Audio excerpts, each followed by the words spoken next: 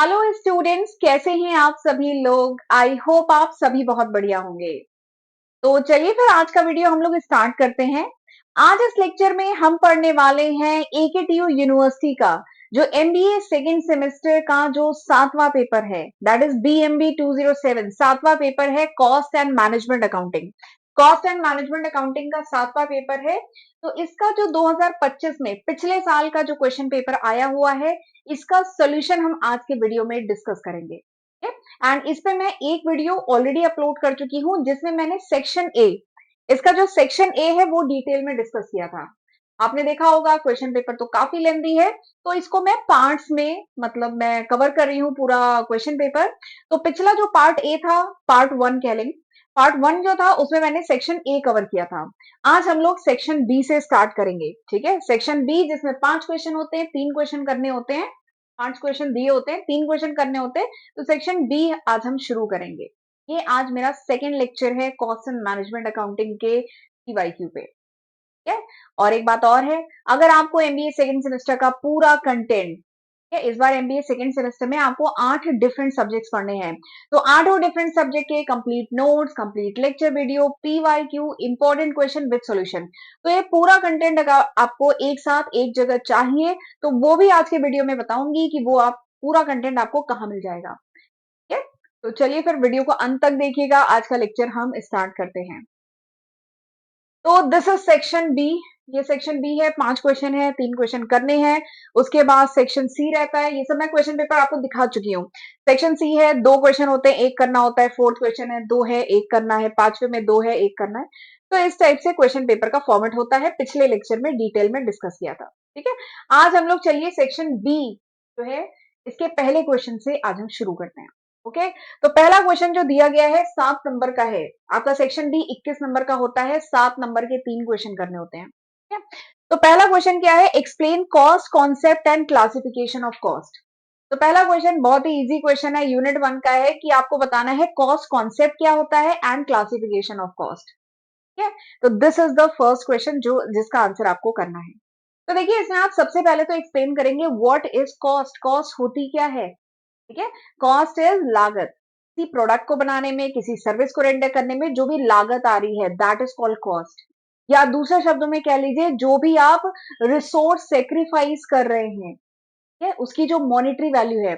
आप गुड्स को प्रोड्यूस करने में, सर्विस को रेंडर करने में जो भी रिसोर्स यूज कर रहे हैं, उसकी जो मॉनिटरी वैल्यू है, दैट इज कॉल्ड कॉस्ट। कोई प्रोडक्ट बनाने में आप रॉ मटेरियल यूज कर रहे हैं, लेबर का खर्चा जा रहा है, प्लस कुछ इनडायरेक्ट खर्चे जा रहे होंगे, इलेक्ट्रिसिटी का, वाटर का, बाकी खर्चे जा रहे होंगे। तो इन सब की जो मॉनिटरी वैल्यू है ना, दिस इज कॉल्ड कॉस्ट, इसी को कॉस्ट कहते हैं। डिटेल में मैंने एक्सप्लेन किया है। कॉस्ट क्या है, cost is the monetary value of the resource sacrifice. जो भी रिसोर्स सेक्रीफाइस किया जाता है प्रोडक्ट बनाने में, सर्विस रेंडर करने में, जो भी रिसोर्स सेक्रीफाइस किया जाता है, इसकी जो मॉनिटरी वैल्यू है, पैसे के टर्म में इसकी जो वैल्यू है, दैट इज कॉल्ड कॉस्ट, ठीक है। एंड ये जो कॉस्ट का कॉन्सेप्ट है ना, it is very important. It helps in taking various important decision. बहुत सारे ऑर्गेनाइजेशन में जो इंपॉर्टेंट डिसीजन लिए जाते हैं, प्लानिंग की जाती है, कंट्रोलिंग की जाती है, इन सब में कॉस्ट जो कॉन्सेप्ट है ना, वो बहुत हेल्पफुल रहता है। तो इसीलिए यहाँ पे पूछा गया है व्हाट इज कॉस्ट कॉन्सेप्ट। तो कॉस्ट कॉन्सेप्ट तो हम पढ़ेंगे, पर पहले आप एक्सप्लेन करेंगे व्हाट इज कॉस्ट, ठीक। उसके बाद आप आएंगे कॉस्ट कॉन्सेप्ट पे। तो कॉस्ट कॉन्सेप्ट में आपको कॉस्ट के बहुत सारे डिफरेंट कॉन्सेप्ट हैं, वो आपको एक्सप्लेन करना होगा। सबसे पहले कॉन्सेप्ट के बारे में बात करते हैं। सबसे पहला जो कॉन्सेप्ट है दैट इज अकाउंटिंग कॉस्ट। सबसे पहला जो कॉन्सेप्ट है दैट इज अकाउंटिंग कॉस्ट। तो अकाउंटिंग कॉस्ट वो कॉस्ट होती है which is recorded in the book of account, ठीक है। बुक ऑफ अकाउंट में आप खर्चे रिकॉर्ड करते हैं ना, कॉस्ट रिकॉर्ड करते हैं, तो that is called accounting cost. यानी एक्चुअल खर्चा जो आ रहा है which is recorded in financial statement, that is called accounting cost. जैसे वेजेस वगैरह पे की जा रही है, रेंट पे किया जा रहा है, रॉ मटेरियल का खर्चा था, दैट इज अकाउंटिंग कॉस्ट, ठीक। दूसरे टाइप की कॉस्ट जो होती है दैट इज इकोनॉमिक कॉस्ट। ये भी एक इंपॉर्टेंट कॉस्ट कॉन्सेप्ट है, इकोनॉमिक कॉस्ट। इकोनॉमिक कॉस्ट में देखिए कॉस्ट जो होती है ना, दो टाइप की होती है। एक होती है एक्सप्लिसिट कॉस्ट, एक होती है इम्प्लिसिट कॉस्ट। इम्प्लिसिट कॉस्ट मतलब होता है इम्प्लाइड कॉस्ट, मतलब वो कॉस्ट जिसका आपने एक्चुअली में पेमेंट नहीं किया है, वो खर्चा है लेकिन पेमेंट नहीं किया है, ठीक है? जैसे एग्जांपल बताती हूँ, अपॉर्चुनिटी कॉस्ट, ठीक है। तो इकोनॉमिक कॉस्ट में आपकी दोनों टाइप की कॉस्ट होती है, एक्सप्लिसिट कॉस्ट जिसका पेमेंट किया है, एंड इम्प्लिसिट या इम्प्लाइड कॉस्ट कहते हैं, जिसे कहा जाता है अपॉर्चुनिटी कॉस्ट। अपॉर्चुनिटी कॉस्ट क्या होती है अभी मैं आपको आगे बताऊं, ठीक है। जैसे अगर आप कोई एंटरप्रेन्योर बने, ठीक है, आपने अपना खुद का बिजनेस शुरू किया, तो आप क्या चीज फॉरगॉन कर रहे हैं, आप क्या मिस कर रहे हैं? आप अगर कहीं काम करते तो कुछ एक फिक्स सैलरी मिलती, वो आप मिस कर रहे हैं ना, तो that is called opportunity cost. यानी आप सैलरी मिस कर रहे हैं to avail the opportunity of being an entrepreneur. आप एंटरप्रेन्योर बन रहे हैं के बदले में आप जो सैलरी मिस कर रहे हैं, आप कहीं जॉब करते तो आपको एक फिक्स महीने की सैलरी मिलती, तो आप वो मिस कर रहे हैं ना, तो उसको कहा जाता है अपॉर्चुनिटी कॉस्ट। कि आप इस अपॉर्चुनिटी के लिए वो लागत दे रहे हैं, दैट इज अपॉर्चुनिटी कॉस्ट। तीसरा टाइप का जो कॉस्ट कॉन्सेप्ट है, दैट इज अपॉर्चुनिटी कॉस्ट, यही है वो अपॉर्चुनिटी कॉस्ट। ठीक है, इकोनॉमिक कॉस्ट में इम्प्लिसिट एक्सप्लिसिट दोनों कॉस्ट आती है। एंड तीसरा क्या है? Opportunity cost. Opportunity cost is the value of next best alternative foregone. यानी दूसरे नंबर पे ऑल्टरनेटिव, सेकंड बेस्ट ऑल्टरनेटिव, यानी दूसरा बेस्ट ऑल्टरनेटिव जो आप फॉरगॉन कर रहे होते हैं क्योंकि आपने बेस्ट ऑल्टरनेटिव को चूज किया है, that is called opportunity cost. Example के साथ समझाती हूँ। जैसे सपोज करिए आपके पास है 10,000 रुपए, ठीक है, 10,000 रुपए को आप यहाँ पे इन्वेस्ट करते हैं तो आपको सपोज करिए रिटर्न मिलता है 12,000 रुपए। ठीक है, आप 10,000 को दूसरे किसी इन्वेस्टमेंट में आप इन्वेस्ट करते हैं, आपको मिलता है 15,000 रुपए। तो बताइए आप कहाँ पे इन्वेस्टमेंट करेंगे? आप यहाँ पे जहां पे आपको 15,000 रिटर्न मिल रहा है, आप यहाँ पे इन्वेस्टमेंट करेंगे ना। तो this is the second best alternative जिसे आप फॉरगॉन कर रहे हैं। ये सेकेंड बेस्ट ऑल्टरनेटिव है। सपोज करिए ये एफडी है, ठीक है, एंड ये शेयर्स है, एग्जांपल लेते हैं। तो आप शेयर्स में इन्वेस्टमेंट करेंगे, तो ये जो एफडी है that is the opportunity cost. ये जो है सेकेंड बेस्ट ऑल्टरनेटिव है जो आप, देखिए लिखा है second best alternative, next best alternative जो आप फॉरगॉन कर रहे हैं। क्या आप इसको छोड़ेंगे ना? क्योंकि आप ये चूज करेंगे तो आप इसको छोड़ेंगे, तो जो छोड़ेंगे उसकी जो कीमत है that is called opportunity cost.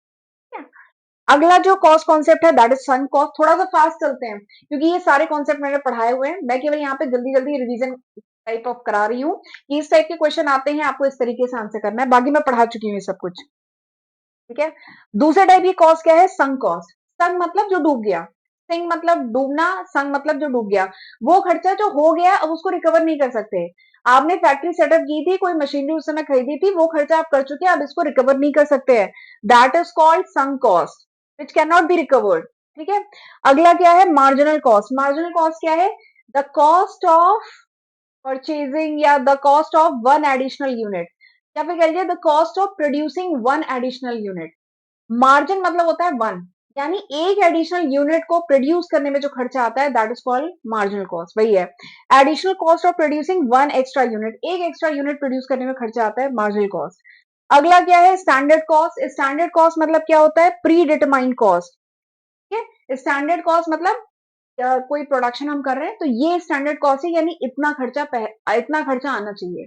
This is pre determined cost, यानी एक्चुअल प्रोडक्शन करने से पहले हमने सारे कैलकुलेशन करके देखे, हमने मटेरियल का खर्चा जोड़ा, लेबर का खर्चा जोड़ा, बाकी अदर खर्चे जोड़े, और हमने देखा कि ये प्रोडक्ट जो है 100 रुपए में बनना चाहिए। ठीक है, तो ये क्या है? Standard cost. ये प्री डिटरमाइंड कॉस्ट है, पहले से फाइंड आउट की जाती है।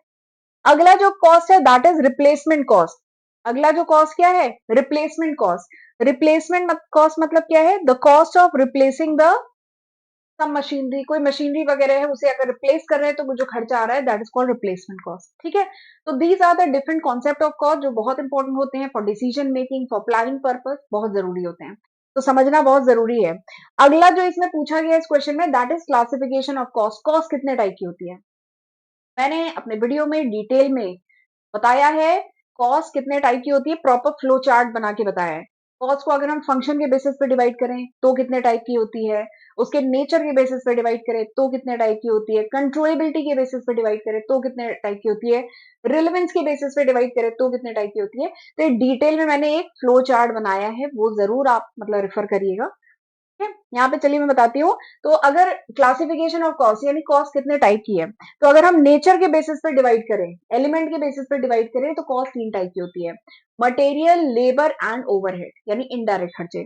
तो एक होती है मटेरियल कॉस्ट, यानी जो रॉ मटेरियल का खर्चा है that is material cost. Labour cost मतलब वेजेस एंड सैलरी, जो लेबर को, एम्प्लॉइज को, वर्कर को जो दे रहे हैं।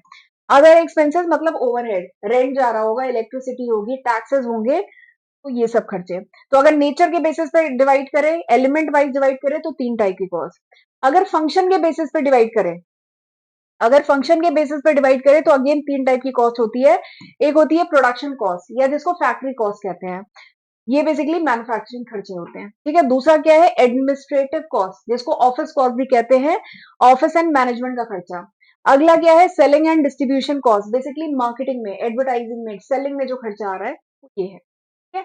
अगर हम बिहेवियर के बेसिस पे डिवाइड करें तो 3 टाइप की कॉस्ट होती है, fix cost, variable cost, semi variable cost.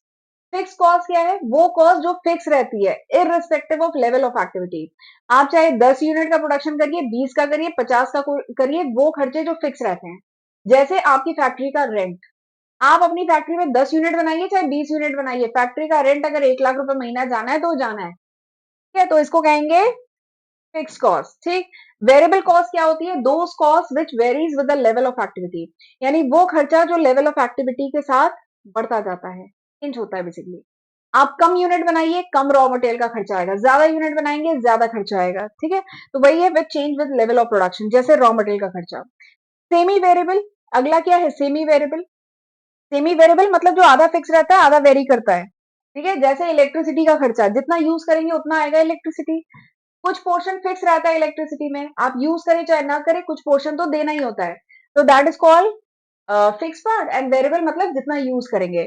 तो इलेक्ट्रिसिटी बिल क्या है, फिक्स चार्ज, यूजेज चार्ज, तो ये सेमी वेरिएबल कॉस्ट है, ठीक। दूसरा बेसिस जो क्लासिफिकेशन का हो सकता है, that is on the basis of controllability. कुछ खर्चों को हम कंट्रोल कर सकते हैं, कुछ को हम नहीं कर सकते हैं। तो कंट्रोलेबल कॉस्ट क्या है, which can be influence by management, जो मैनेजमेंट कंट्रोल कर सके। एंड कुछ है जिसको नहीं कंट्रोल कर सकते, गवर्नमेंट ने जो टैक्स रेट वगैरह लगाए हुए हैं, इसको क्या आप कंट्रोल कर सकते हैं, नहीं। अगला जो है on the basis of normality, normality के बेसिस पे डिवाइड करें तो दो टाइप की होती है, एक होती है नॉर्मल कॉस्ट, एक होती है एबनॉर्मल कॉस्ट। नॉर्मल कॉस्ट यानी नॉर्मल प्रोडक्शन प्रोसेस में जो खर्चा आएगा ही, that is called normal cost. Abnormal cost मतलब क्या है, कुछ एबनॉर्मल एक्टिविटी हुई, नेचुरल कैलामिटी आ गई, फ्लड आ गया, अर्थक्वेक आ गया, ठीक है, आग लग गई फैक्ट्री में, तो कुछ एबनॉर्मल खर्चे होंगे ना, अचानक कुछ खर्चे अराइज करेंगे अनयूजुअल इवेंट के कारण, तो दैट इज एबनॉर्मल कॉस्ट, ठीक है। टाइम के बेसिस पे डिवाइड करें तो एक होती है हिस्टोरिकल कॉस्ट, एक होती है pre determined cost. Historical cost जो खर्चा हो गया है, कुछ नहीं कर सकते, पास कॉस्ट जो ऑलरेडी इनकर हो गया है। प्री डिटरमाइंड कॉस्ट मतलब स्टैंडर्ड कॉस्ट या बजटेड कॉस्ट, यानी क्या खर्चा आ सकता है, वो जो होता है that is standard cost. Decision making के बेसिस पर डिवाइड करें तो एक होती है रिलेवेंस कॉस्ट, एक होती है इररिलेवेंट कॉस्ट। रिलेवेंट कॉस्ट मतलब क्या है, वो खर्चे जो डिसीजन को इंपैक्ट डालेंगे, यानी आपको कोई इंपॉर्टेंट डिसीजन लेना है तो किन किन खर्चों को कंसीडर करेंगे, तो वो रिलेवेंट कॉस्ट है। और कुछ खर्चे हैं जिनका कोई फर्क नहीं पड़ता हमारे डिसीजन लेने पे, ठीक है, तो वो क्या है, इररिलेवेंट कॉस्ट है, which do not effect our decision, हमारे डिसीजन को नहीं इफेक्ट डालते हैं, ठीक है। जो खर्चे हो गए, संक कॉस्ट, जब फैक्ट्री 20 साल पहले शुरू की थी तो कोई मशीनरी खरीदी थी, तो आज की कोई डिसीजन पे उस मतलब उस खर्चे का नहीं इंपैक्ट पड़ेगा ना, तो वो क्या है, इररिलेवेंट कॉस्ट, ठीक है। तो ये आपके डिफरेंट टाइप की कॉस्ट है, डिटेल में लिखेंगे, 7 नंबर का क्वेश्चन है, ठीक है? ये सारी बातें आपको लिखनी होगी, ठीक। प्लस मैंने वीडियो में ये फ्लो चार्ट में पूरी ये बातें एक्सप्लेन की है, ये प्रॉपर फ्लो चार्ट है कि अलग अलग बेसिस पे डिवाइड करेंगे, तो फ्लो चार्ट भी बनाएंगे तो वो ज्यादा अच्छा रहेगा। एक प्रेजेंटेशन मतलब आपको अपना आंसर अच्छे से प्रेजेंट करना है, उस पर भी फोकस करिएगा, तो मैंने वो बनाया है तो एग्जाम में उसको भी बनाइएगा, ठीक।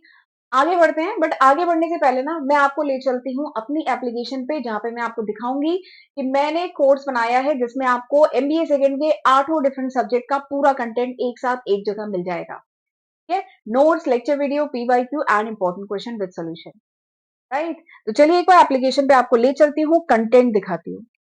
तो दिस इज माय एप्लीकेशन, ये मेरी एप्लीकेशन है, इसमें पहला ही कोर्स इस समय आपको एमबीए सेकंड सेमेस्टर का मिल जाएगा।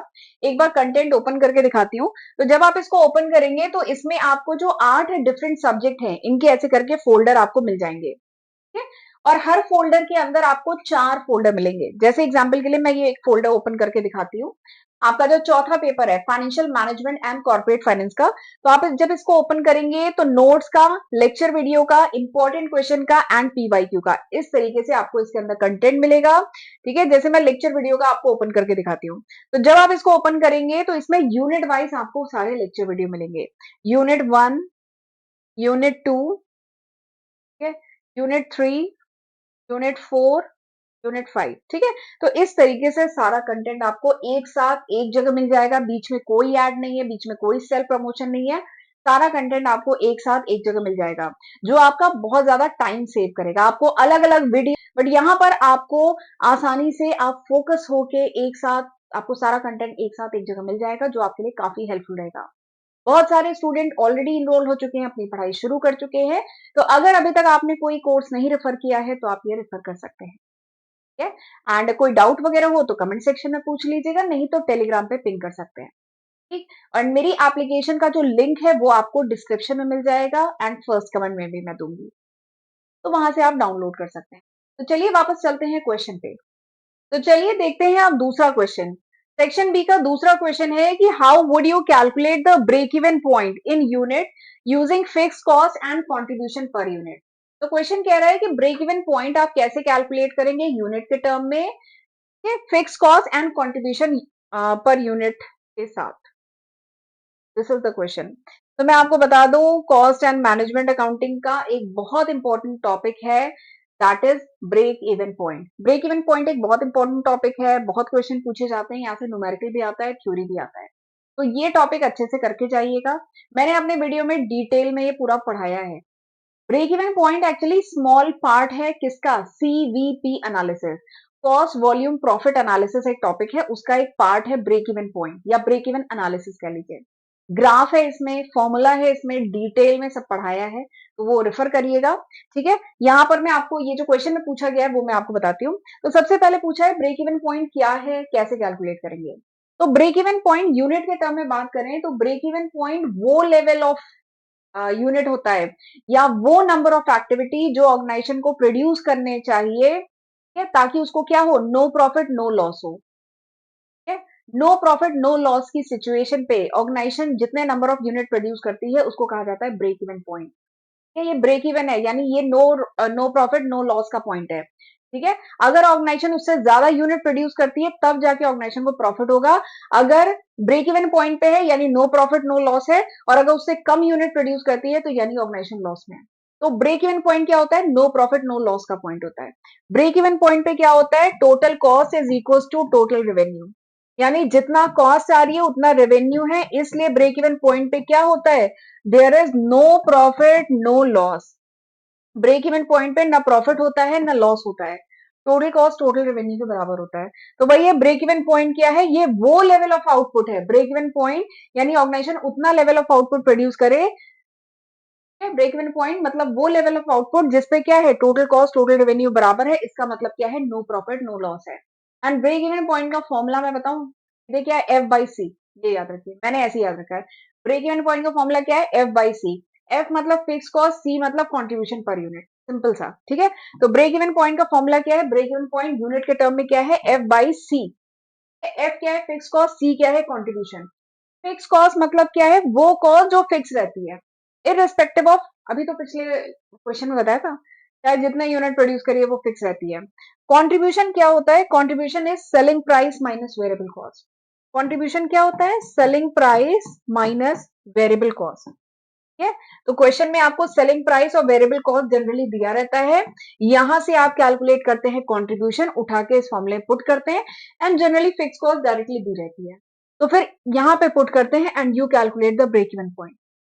आप ब्रेक इवन पॉइंट कैलकुलेट करते हैं। ठीक है, और एक बात और बता देती हूँ, ब्रेक इवन पॉइंट का ग्राफ बनता है, बहुत इंपॉर्टेंट है, पूछा नहीं गया है पर 7 नंबर का क्वेश्चन है, वो ग्राफ भी जरूर बनाइएगा।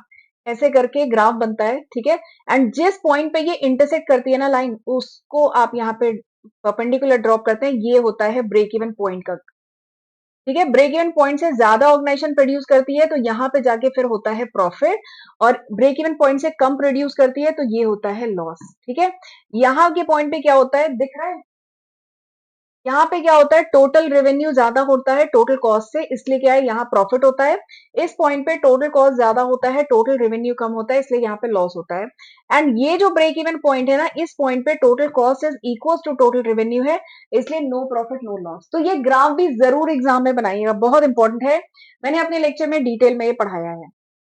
ठीक, अब इसका कैलकुलेशन देख लेते हैं, जैसे कि एग्जाम्पल लेके आपको ऐसे एक्सप्लेन करना होगा। जैसे एग्जाम्पल के लिए, जैसे फिक्स कॉस्ट लीजिएगा 50,000, ठीक है, कुछ भी सेलिंग प्राइस ले लिया 50, वेरिएबल कॉस्ट ले लिया 30। ठीक है, कंट्रीब्यूशन क्या है, selling price minus variable cost, तो यहां से कंट्रीब्यूशन आप कैलकुलेट करेंगे 20 आया। फिर ये है फिक्स कॉस्ट, तो बताया था ना ब्रेक इवन पॉइंट क्या होता है, break even point is F by C. ठीक है। एफ इज फिक्स कॉस्ट यानी 50 के, सी क्या है कंट्रीब्यूशन यानी 20, ठीक है, जीरो जीरो कटा, 5000 डिवाइड बाय 2 2500 ये आ गया। 2500 यूनिट क्या है ब्रेक इवन पॉइंट आ गया। इसका मतलब क्या है कि ऑर्गेनाइजेशन को कम से कम 2500 यूनिट प्रोड्यूस करनी है, तभी जाके नो प्रॉफिट नो लॉस वाली सिचुएशन आएगी। अगर ऑर्गेनाइजेशन 2500 से ज्यादा प्रोड्यूस करती है तब जाके ऑर्गेनाइजेशन प्रॉफिट में होगी, और अगर 2500 से कम करती है तब ऑर्गेनाइजेशन क्या होगी, लॉस में होगी। ठीक है, तो ये इसका इंटरप्रिटेशन है। Firm must produce 2500 unit to cover all cost. अगर इसके ऊपर प्रोड्यूस करती है तो प्रॉफिट होगा, कम प्रोड्यूस करती है लॉस होगा। तो इस साइड से आप इंटरप्रिटेशन इसका लिखेंगे। ठीक है, समझ में आया? चलिए आगे बढ़ते हैं, अगले क्वेश्चन को देखते हैं। बहुत सारे क्वेश्चन है तो जल्दी जल्दी करते हैं। अगला क्वेश्चन क्या है, explain the difference between fixed and flexible budget. Fix and flexible budget के बीच में डिफरेंस बताइए। बजटिंग का जो चैप्टर है ना, तो यूनिट 4 है, वहां से ये क्वेश्चन है। ठीक है, बजट, बजटिंग, बजटरी कंट्रोल, ये टॉपिक बहुत इंपॉर्टेंट है, जरूर करके जाइएगा। इसमें मैंने आपको ये भी बताया कि टाइप ऑफ बजट, बजट कितने टाइप के होते हैं। ठीक है? तो बजट को नेचर के बेसिस पर डिवाइड करें तो दो टाइप के बजट होते हैं, एक होता है स्टैटिक बजट और एक होता है फ्लेक्सिबल बजट। स्टैटिक बजट क्या होता है, वो बजट जो एक सिंगल लेवल ऑफ एक्टिविटी के लिए बनाया जाता है, that is called static budget. जैसे एग्जाम्पल के लिए अगर हमें 10,000 यूनिट प्रोड्यूस करना है, हमारी फैक्ट्री है, हमें 10,000 यूनिट प्रोड्यूस करना है, तो 10,000 यूनिट के हिसाब से हमने उसकी बजटिंग की है कि मटेरियल का खर्चा इतना आएगा, लेबर इतना आएगा, अदर खर्चे इतने आएंगे। ठीक है, ये सारी बजटिंग की है, तो इसको कहेंगे स्टैटिक बजट। एक सिंगल लेवल ऑफ एक्टिविटी के लिए हमने पूरा बजट बनाया है, स्टैटिक बजट। फ्लेक्सिबल बजट क्या है, वो बजट जो हम डिफरेंट लेवल ऑफ एक्टिविटी के लिए बना रहे हैं। मतलब ऑर्गेनाइजेशन 5,000 यूनिट प्रोड्यूस करेगी तो मटेरियल, लेबर, बाकी खर्चे यही है। 10,000 यूनिट का प्रोडक्शन करेगी तो ये खर्चे। 15,000 यूनिट का प्रोडक्शन करेगी तो अलग खर्चे। तो इस टाइप का जो बजट होता है ना, जो डिफरेंट लेवल ऑफ एक्टिविटी के लिए बनाया जाता है, that is called flexible budget. इसको फ्लेक्सिबल बजट कहते हैं। ठीक है, तो वही है, budgeting is very important for planning and controlling. Planning controlling के लिए बजटिंग बहुत जरूरी है। दो कॉमनली टाइप के बजट होते हैं, fix budget and flexible budget, जिसको static budget and fix budget, flexible budget भी कहते हैं। ठीक है, ये बेसिकली इस बेसिस पे है कि how they changes with the activity level, activity level के साथ कैसे चेंज करते हैं। पहला क्या है, फिक्स बजट या स्टैटिक बजट कह लीजिए।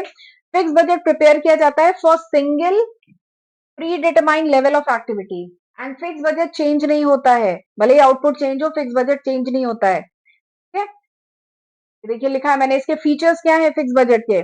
फिक्स बजट के फीचर है कि it is based on estimated level of production या सेल्स के लिए बजट बनाया जाता है।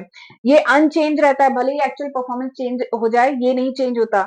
इजी है बनाना। जैसे ऑर्गेनाइजेशन के लिए एग्जांपल बताते हैं, जैसे ऑर्गेनाइजेशन ने बजट बनाया 10,000 यूनिट प्रोड्यूस करना है, तो उसके लिए बजट बनाया, तो भले ही एक्चुअल प्रोडक्शन 8,000 का हो, 12,000 का हो, ये बजट सेम रहेगा। ठीक है?